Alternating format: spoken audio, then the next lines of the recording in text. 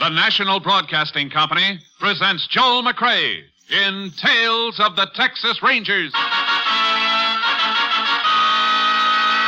From Hollywood, another authentic reenactment of a case transcribed from the files of the Texas Rangers.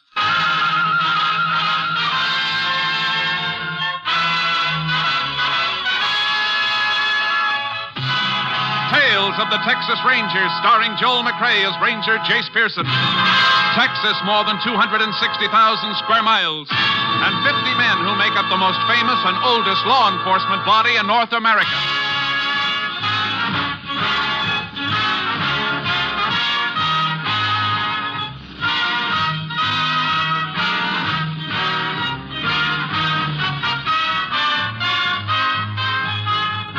Now, from the files of the Texas Rangers come these stories based on fact. Only names, dates, and places are fictitious for obvious reasons. The events themselves are a matter of record.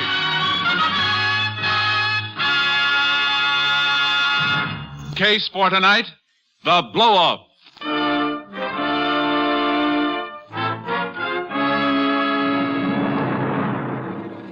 It is approximately 11 p.m., June 16th, 1947.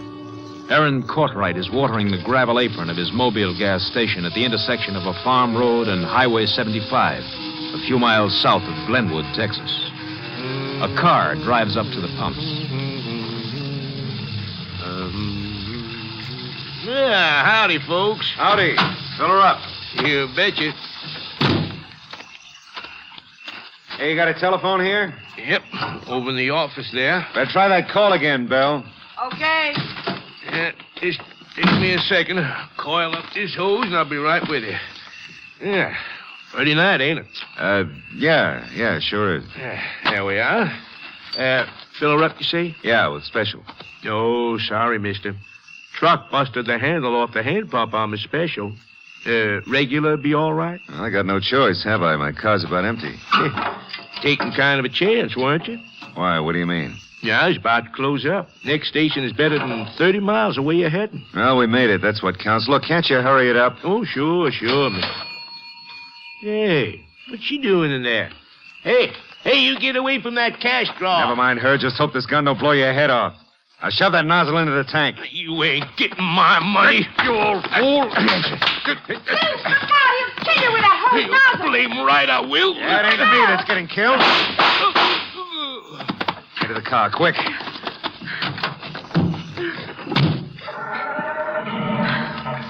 You dummy. Me? I got the dough, didn't I? What'd you go for it so soon for? I didn't get a chance to get any gas in the tank. You had plenty of time to get gas. How'd I know you were going to stand there gabbing instead?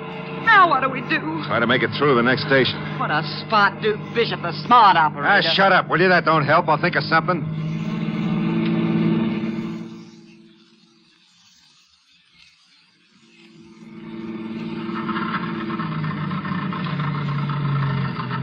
Well, that's the end of the gas. How far we come? 10, 11 miles. Let's flag us a ride and get out of here. And leave the car? Wouldn't that be smart? Like leaving our calling cards pinned to that stiff back there. This buggy's ours, don't forget. Well, can't we take the license plates off and ditch them or something? Oh, why does a woman have to be so dumb? There's a motor number. You can't get rid of that. Come on, pile out. Wait a minute. I got an idea. What? Know how we'll get some gas? How? Dig us an oil well? No. We're going to play it smart.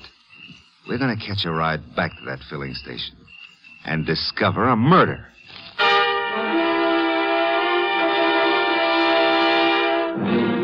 Sure appreciate the ride.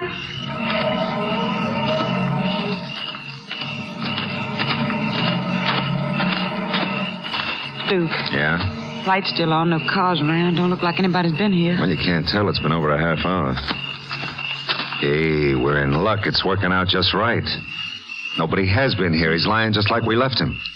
There's some gas cans, Duke. Let's pump one full and get out of We here. can't do that.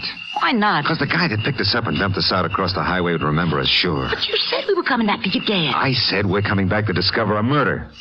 We're going to act like law-abiding citizens. Now, get in there. Telephone for the law. You're deliberately trying to get us burned. I'm trying to keep us out of the chair. Now, get in there on that phone, quick. Here comes a couple of cars. Go on. What are you doing here, mister? Well, there's a dead man here. I think he's been shot. My wife's inside calling the police. We've already been notified. I'm Sheriff Pruitt of Glenwood. Man in that car behind me just came into town to report it. Oh, well, this is terrible, Sheriff. Hold up, do you suppose? Probably. Ask your wife to step out here. Oh, sure, of course. Oh, Belle, forget the telephone. The sheriff's here. What? I say the sheriff's here. Oh. Somebody else report this? Yeah, this is Mrs. Bishop, Sheriff. Howdy, ma'am. Sheriff. How long you two been here? Well, just a few minutes. Got here just before you did. Now, where's your car? 10, 11 miles down the line. Ran out of gas down there. You get a lift up here? Yeah. Charlie. Yeah? Charlie, is everything here just like it was when you drove in and discovered the body? Well, seems like, Sheriff, near as I can tell. Any sign of these folks around when you stopped? Nobody was around except poor Jim, laying on his face and all that blood. Ever see these folks before? No. Can't say I ever did. Okay. Did you touch anything here, Mr. Bishop? That gas hose hanging unhooked there at the pump, the body? Of course not, Sheriff. We just discovered the body and tried to notify authorities. How about you, Miss Bishop?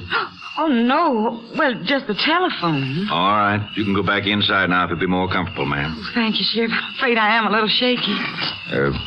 Look, Sheriff, this has been quite a shock to her. Couldn't we get some gas and ride back to our car so we can be on our way? I'm afraid not. I'm going to phone for the ranger. You'll have to stay till they get here.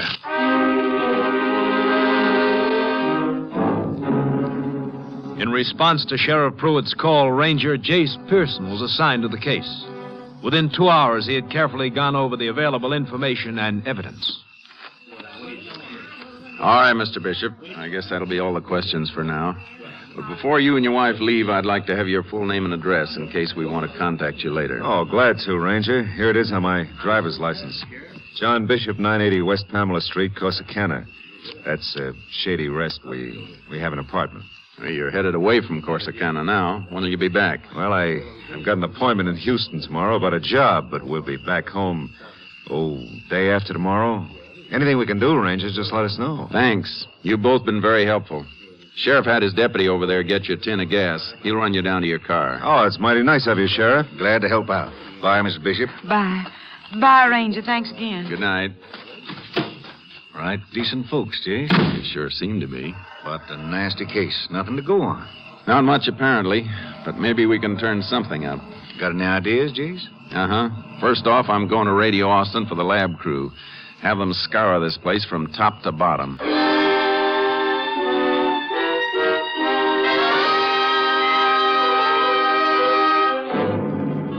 The lab crew went over Jim Courtwright's station with a fine-tooth comb. While I waited for the lab report, I spent most of the next day searching the area for someone who might have seen a car or a suspicious action near the station the night before. I drew a complete blank and went back to the sheriff's office. Hi, Sheriff. Oh, hello, Jace. Thought you were never coming back. Find anything? No.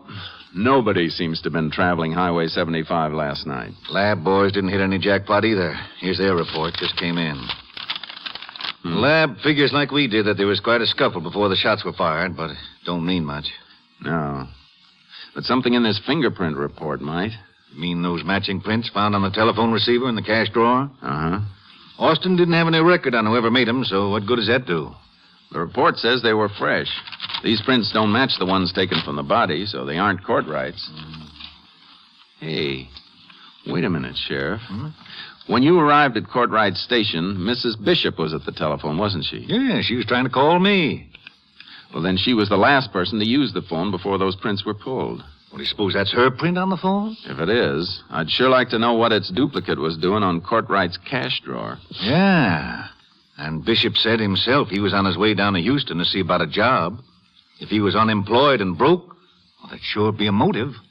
I think we'd better run up to Corsicana tomorrow and sort of welcome Mr. and Mrs. Bishop when they get back from Houston.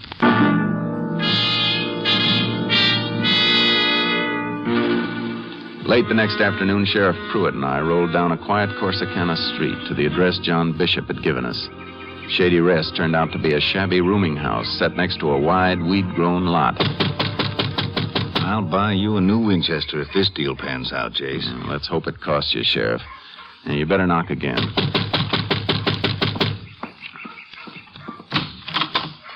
Yes? Good afternoon, ma'am. This is Sheriff Pruitt of Glenwood, and I'm Ranger Pearson. Howdy. I'm Ethel Hastings. Miss Ethel Hastings. I'm the owner here. How do you do, Miss Hastings? I wonder if you could give us a little information. Well, maybe. What you want to know? We understand Mr. and Mrs. John Bishop are due back from Houston this afternoon. We were wondering if they've arrived yet. You mean Duke and Belle Bishop? Huh. They have not arrived, and they're not going to. What makes you so sure? Because I evicted them, that's what. Evicted them? When? Day before yesterday morning. Well, that's the morning of the same day the Courtright thing took place, Chase. Yeah. Why were they evicted, ma'am? Well, I'm patient, and I'm long-suffering. But I'm a woman alone in this world, and I have to look out for my own interests. That pair's been living off me half the winter and all spring, and there just had to be an end to it. Non-payment of rent, eh? Would you say they were broke? Well, if they wasn't, they sure had it hid good. Any idea where they were going? To perdition. I'll guarantee that, the way the two of them lolled around all the time, drinking and turning down offers for honest work. Well, what I meant was, did they leave a forwarding address? No. But they'll be sending me one as soon as they locate. You can count on that. Well, you seem pretty sure, ma'am. I am. They only had one thing of any value. Beat-up old trunk that they tried to sneak out to their car. The way they hollered when I locked it up for the back rent, it must be worth something. I told them they could send for it when they had my money. You mind if we look at this trunk? Well, now I don't want to do nothing wrong. But with the law with me, I guess it'd be all right, wouldn't it? I think so, Miss Hastings. Well, then come right this way with me. What model rifle you want, Chase? Looks like I might be buying you one. Just be dying to look at this trunk myself. What in the world those two could have that was that valuable? Now, it's right in the storeroom here. That's it. Right there. Open her up, Sheriff. Let's see what's inside. There's nothing in the trunk except something wrapped in that old shirt. Let's see what it is. Oh! Can you beat that? Oh! Cover it up, quick! Get it out of here! Get it out of here! Oh, now calm yourself, ma'am. It isn't what it looks like. It looks like a jug of alcohol to me with a baby in it. A baby with two heads. Oh, my heart. My heart, where's my medicine? I gotta have my medicine. Now, easy, ma'am. You're all right. That's a sideshow gadget. Just a rubber doll made to look like the real thing. You mean it's a fake, Chase? Sure. I've seen them in theatrical supply house catalogs. All sorts and sizes. Mummies, too. Fake! Well, I might have known it. Anything that pair had to be no good.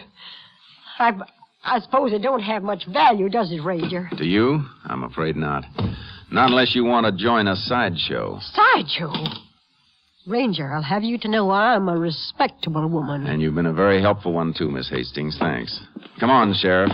That bottle was the blamedest thing I ever saw, Chase. What do you suppose the bishops had it for? I bet they wish they had it now. You in the mood for a few days of traveling? Anything that'll bring us up with the bishops. Good thing we know where to start looking for them. Do we, Chase? Living in a cheap rooming house, running out of money towards spring, refusing jobs, that faked-up exhibit they tried to sneak out with them. Sheriff, you and I are going hunting for carnivals.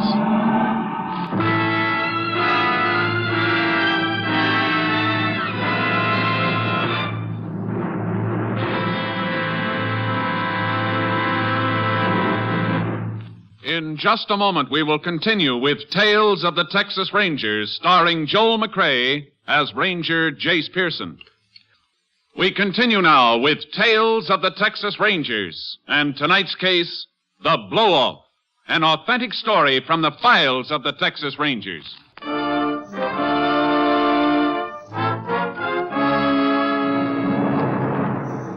Working from published carnival routes, Sheriff Pruitt and I tracked down one show after another without finding any trace of Duke Bishop and his wife. No showman's organization had ever heard of them. We were beginning to lose hope by the time we arrived at Rocky Pass, where a carnival company was working the annual Rocky County Fair. Golly, Chase, did you ever see such a jam?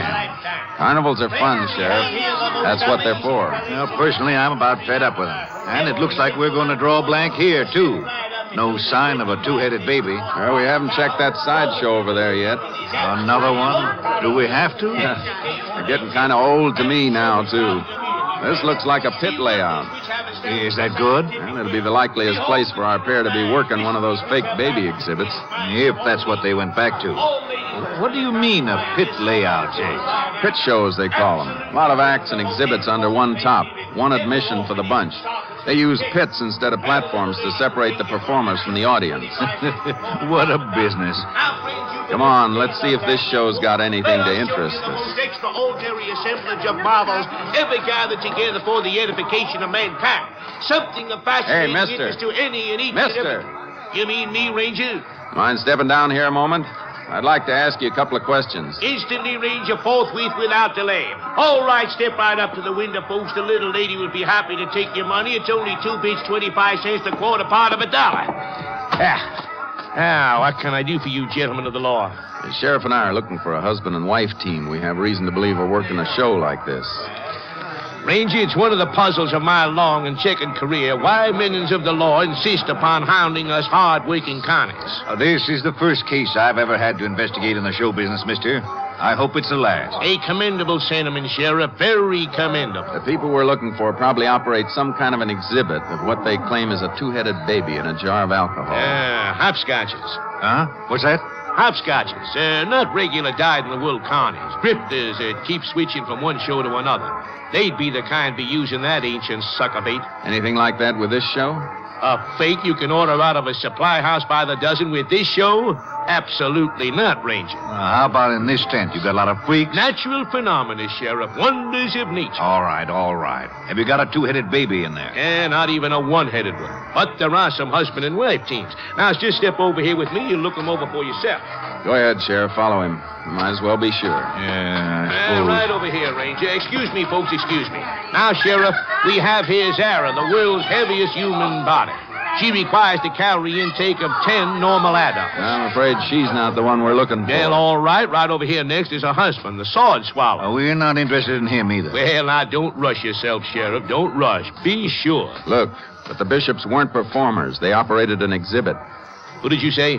Duke and Belle Bishop. You know them? Why, no. The name mean anything to you? No, nothing at all. Now, this gentleman over here is Serpentina, the rubber woman. Hey, wait a minute.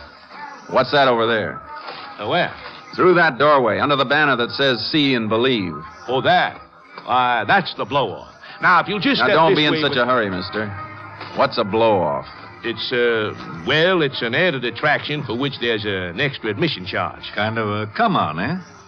I suppose you could put it that way, Sheriff. Just what is this added attraction? Kind of a shocker.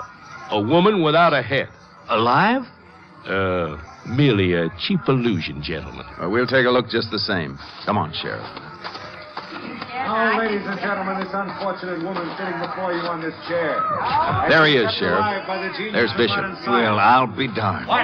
Jace, that barker said this no-head business was an illusion. Look at them pipes and wires and stuff feeding into her neck. And she's moving. That must be Bishop's wife.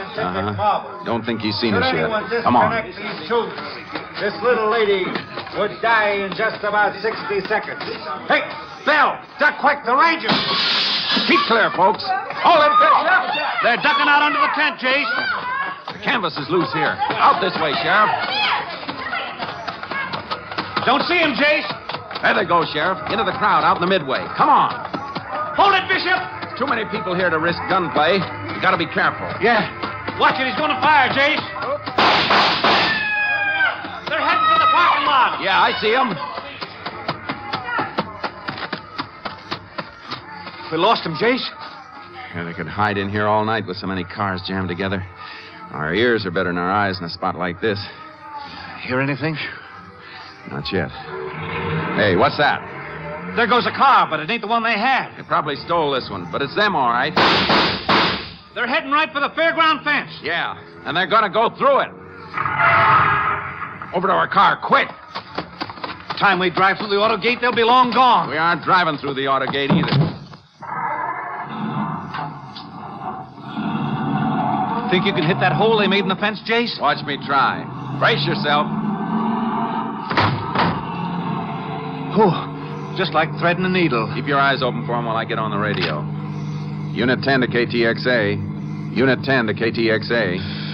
KTXA to Unit 10. Go ahead, Unit 10. Unit 10 is pursuing a green new model four-door Nash sedan southbound on Highway 285, 2 miles south of Rocky Pass. Car is presumed stolen. The occupants are wanted for murder. Unit 10 requests roadblocks on all possible avenues of escape from this area. Will do, Unit 10. KTXA Austin.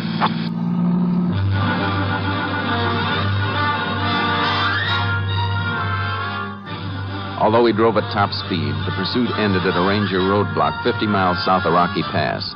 Units at the roadblock had not seen the described car, so we knew Duke and Bell Bishop had turned off on some tributary road before they reached the barricade. We turned back on Highway 285 to search for them. There's the farm road I was talking about up ahead, Jace. They could have taken it. Yeah, pretty sparsely settled country out west of here. Let's take a look, Sheriff. Sit tight, Jace. I'll check it. See anything, Sheriff? Well, this looks like it, Jace. Fresh tire tracks. Somebody made an awful fast turn off the highway. Direction of travel is right, too. Maybe our luck's changing, Sheriff. Let's find out.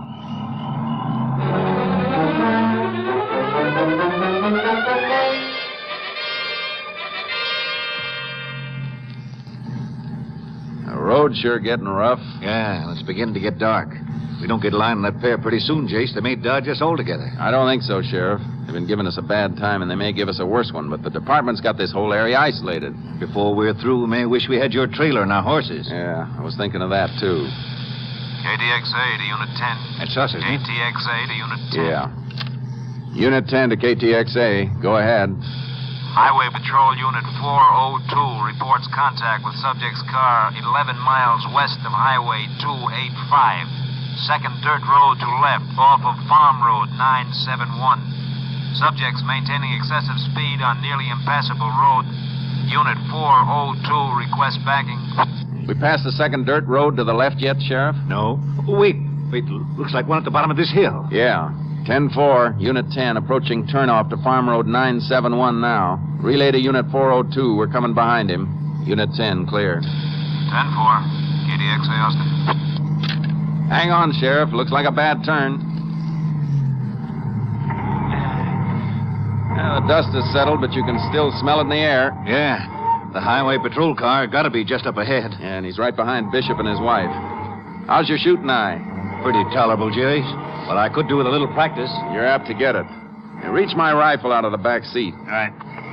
Get a shot, Sheriff. Try for the tires. If they don't stop then, try for the best target you can get. Okay, Jace. You'll have to smell the dust in the air now. You can see it. Jace, look out. The road is dead-ending. Tracks keep right on into the brush. So are we.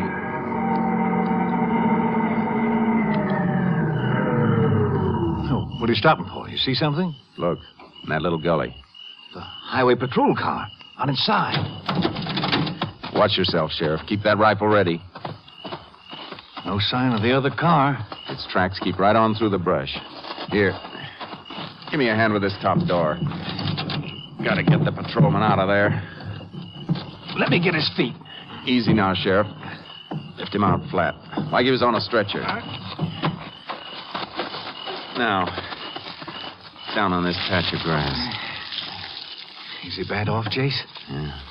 Some abrasions and probably a mild concussion. He got a nasty lump on the side of his head. Glad it isn't any worse. What do we do, Jace? I'm going to radio for an ambulance to pick him up. Then we'll have to stay here and wait for it. It's too dark to do much tracking in this brush anyway. We'll night it here. By morning, we're going to have us those horses you were wishing we'd brought along.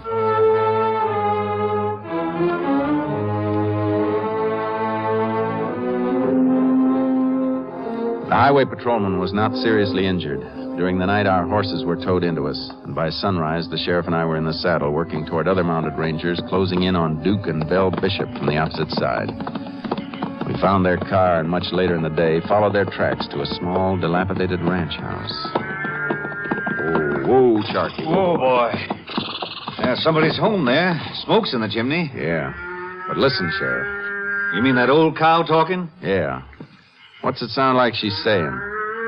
She sounds like somebody forgot to milk her this morning. Would a rancher forget something like that? What are you driving at, Jace? Suppose somebody put the rancher out of commission so he couldn't take care of the cow. And a minute ago, I was ready to ride right up to that front door. Yeah, I'll leave the horses here. We'll work the rest of the way on foot. It's going to be ticklish business. If they're in there, they probably got their hands on every gun in the house. I got a hunch they may try to bluff it out till we actually bust in on them. You take the front door. I'll cut around to the back. Whichever way they break, then, we'll have them. We better have a signal so I know when to rush the front, Jace. Make your rush if you hear a shot or if I holler. Whichever's first. Right. Good luck. Same to you, Sheriff. We'll both need it.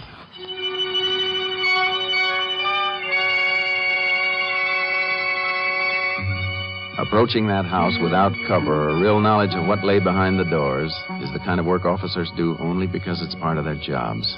Death is close, and they know it. I told you to stay by those back windows. I'm scared. Maybe there's rangers all around us. We gotta get out of here. Yeah, maybe we better. But not together. You take the back way. Both of you stay right where you are. Run for it, Val. You let go of Look out, Sheriff! Come on, out in front with you. Shut up! Put any handcuffs on me, you hear me? No. There. Want to gag you like that couple lying there in the corner. Now, out on the front porch. You hit bad, Sheriff? A nick in the arm. Here, you. Get your arms around this porch post. Those cuffs will keep you out of mischief. Bishop, hold up behind that watering trough. Yeah, I'll flush them out. Bishop, I'm giving you a chance. Come out from behind there with your hands up. You hear me? Come and get me, Ranger. Okay, I will.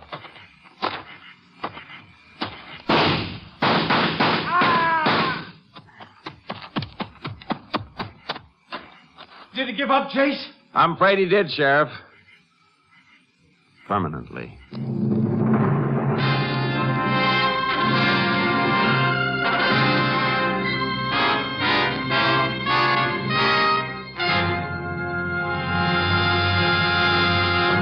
Duly tried in the county courts at Glenwood, Texas, Belle Bishop was found guilty as an accessory in the murder of Jim Courtright. Her sentence, 50 years in the women's prison at Goree. Next week, Joel McCrea in another authentic reenactment of a case from the files of the Texas Rangers.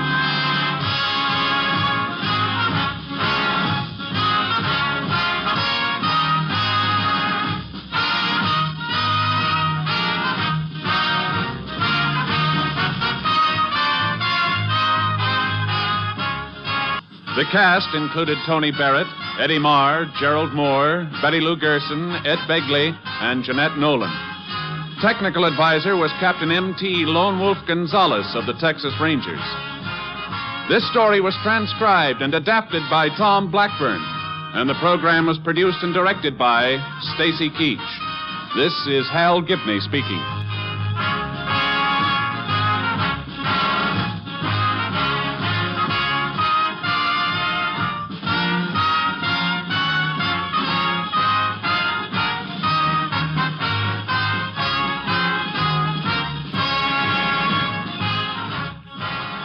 It's the Silver Jubilee on NBC.